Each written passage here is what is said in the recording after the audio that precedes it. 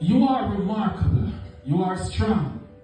You are one of God's greatest gifts. Follow Him and you'll never go wrong. You are smart. You are noble.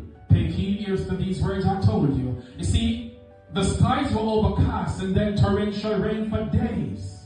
Throughout your darkest moments, you experienced pain for days. Cold and bitter, angry and confused, but be cautious with your steps before you make the wrong moves. And if you're feeling a bit empty right now, somewhat unsatisfied, fret not, for God already sent an angel to be a trouble guide. You'll be okay? Just know that God is real. After you overcome the sophisticated phase, you'll be the strongest you ever feel. You are remarkable, you are sweet. So trample all the buckets beneath your feet.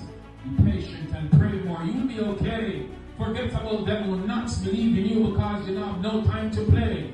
You are a fighter, a survivor who resists to quit.